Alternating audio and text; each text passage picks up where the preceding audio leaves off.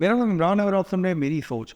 आजकल दुनिया के मीडिया में, दुनिया के सोशल मीडिया पे, दुनिया की बड़े बड़े न्यूज़ चैनल्स के ऊपर वेडिंग ऑफ द सेंचुरी का बहुत ज़्यादा चर्चा है। हिंदुस्तान में रिलायंस इंडस्ट्रीज़ के चेयरमैन मुकेश अंबानी साहब के बेटे आनंद अंबानी की शादी वीरेन मर्चेंट, जो कि एनकोर हेल्थ केयर के CEO है, उनकी बेटी राधिका मर्चेंट से हो रही है।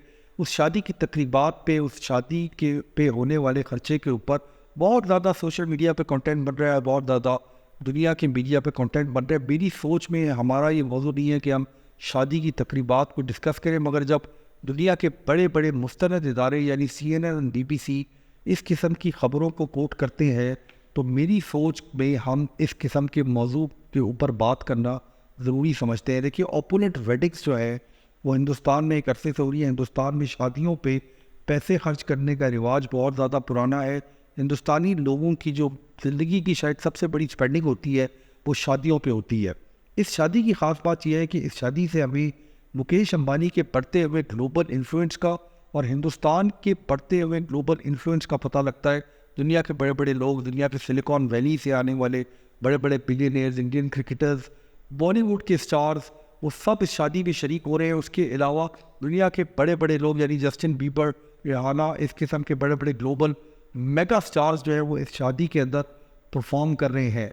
देखिए, 1980 की दहाई में अमेरिका ने अपने कल्चर को अपनी फिल्मों के ज़रिए, अपने कंटेंट के ज़रिए एक्सपोर्ट किया। जो लोग उस ज़माने में ज़िंदा थे वो अमेरिका से आने वाली जो हाई स्कूल मूवीज़ थी, जो हाई स्कूल जॉनरा की मूवीज़ थी, उनको देख के अमेरिकन इन्फ्लुएंस के अंडर आ गए। वो अमेरिका से बहुत ज़्यादा इम्प्रेस थे।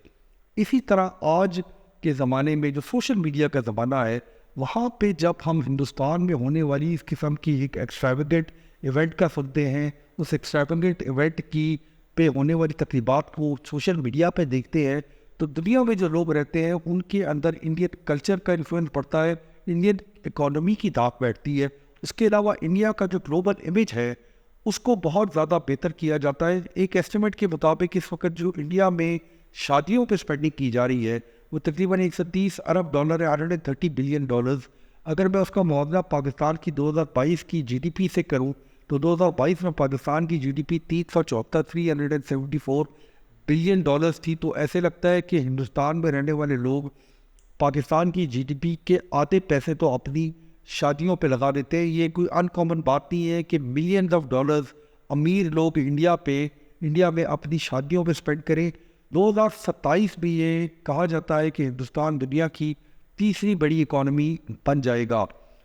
एक रिपोर्ट जो कि नाइट फ्रैंक ने इशू की, जो कि एक दुनिया की बहुत बड़ी global real estate consultancy firm है, उनकी रिपोर्ट के मुताबिक 30 मिलियन डॉलर से ज़्यादा मालियत इंडिया में जो लोग रहते हैं उनकी तादाद, जिनके पास 30 मिलियन डॉलर से ज़्यादा मालियत है, उनकी तादाद अगले 5 साल में 50% से ज़्यादा बढ़ जाएगी।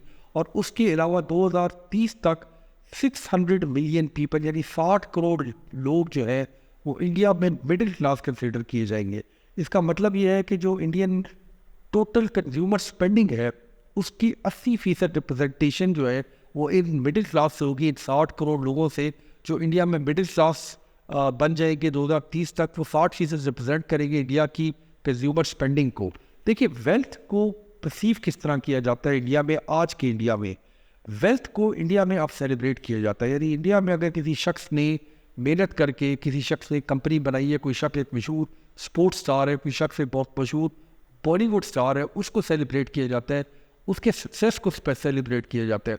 एक शख्स के पास अगर रोल्स रॉयस है, लैम्बोर्गिनी, फरारी वगैरह है, तो उसको सड़क पे चलने वाला गरीब आदमी भी उसके सक्सेस को सेलिब्रेट करता है। वहाँ पे इस बात को समझ लिया गया है कि जब एक अमीर आदमी अपने पैसे को स्पेंड करता है तो उससे लोकल इकोनॉमी चलती है।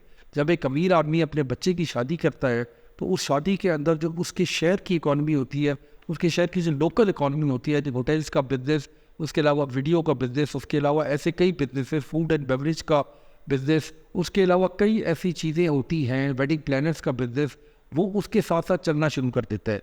यानी उनके यहाँ अगर आप पैसा स्पेंड करते हैं तो उस पर तनकीद नहीं की जाती, उसको सेलिब्रेट किया जाता है, उसको बहुत अच्छा समझा जाता है। देखिए, मेरी सोच में हमारा इंटरेस्ट मुकेश अंबानी साहब के बेटे की शादी पे CNN और BBC की रिपोर्टों को पढ़ के आया।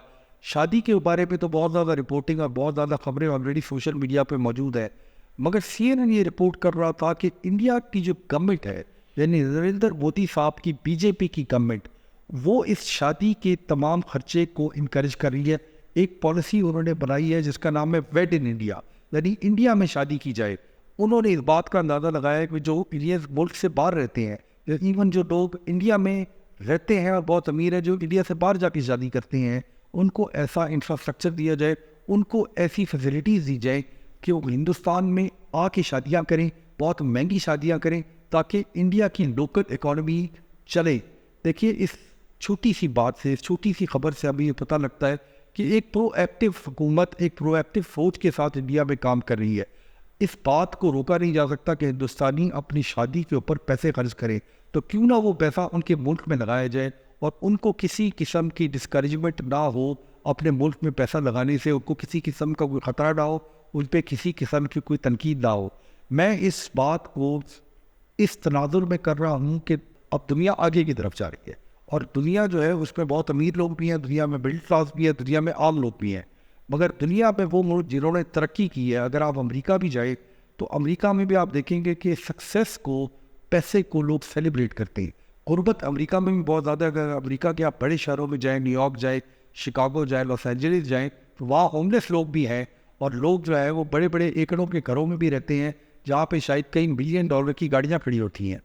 تو وہاں پہ بھی جو غریب آدمی ہے وہ امیر آدمی کے سکسیس کو سیلیبریٹ کرتا ہے. وہ یہ خواہش کرتا ہے کہ اگر اس کی زندگی میں نہیں تو اس کی اولاد کی زندگی میں سکسیس ضرور آئے گا. اور اس سوچ کے ساتھ ملک ترقی کرتے ہیں، اس سوچ کے ساتھ دنیا ترقی کرتی ہے.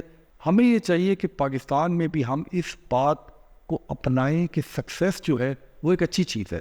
ہمارے ہاں ایک تنقید برائے تنقید کرنے کا جو ایک قومی مشغلہ بن گیا ہے، اس سے شاید ہماری اکانومی پیچھے کی طرف جا رہی ہے. پاکستان میں جو امیر آدمی ہوتا ہے وہ باہر جا کے لاکھوں ڈالر، لاکھوں روپے اسپینڈ کر دیتا ہے، مگر پاکستان کی اکانومی میں، پاکستان میں خرچہ کرنے سے گھبراتا ہے کیونکہ اس پہ شدید تنقید کی جاتی ہے.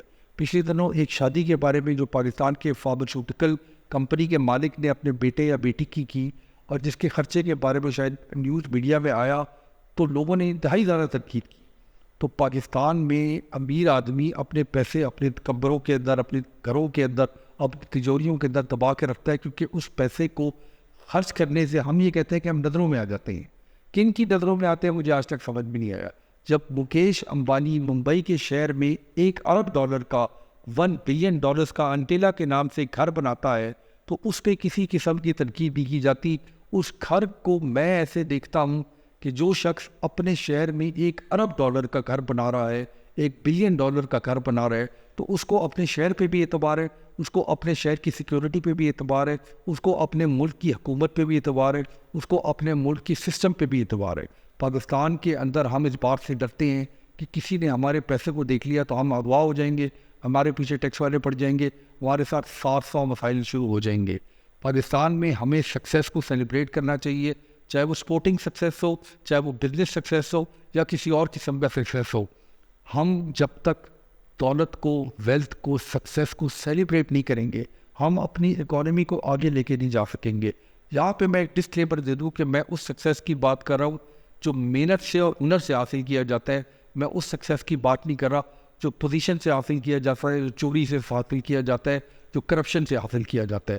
مگر قطع نظر اس کے کہ پیسہ جو ہے وہ اگر گھر میں رکھنے سے بہتر ہے کہ امیر لوگ اپنا پیسہ اپنے ملک میں، اپنے شہروں میں، اپنے علاقے کی اکانومی پہ سپینڈ کریں.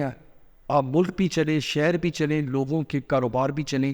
ہم آنت امبانی اور رادھیکا مرچنٹ کی شادی پہ نیک خواہشات کا اظہار کرتے ہیں اور ہم امید کرتے ہیں کہ ہم پاکستان میں رہنے والے لوگ بھی اس بات کو سمجھیں گے کہ شادی پہ خرچ کرنا اگر آپ کے پاس جائز پیسہ ہے، آپ کی محنت کا پیسہ ہے تو کوئی بری چیز نہیں ہے. دولت کو سیلیبریٹ کرنا، سکسیس کو سیلیبریٹ کرنا ہر اس آدمی کا حق ہے جس نے محنت سے یہ حاصل کیا ہے. بہت شکریہ.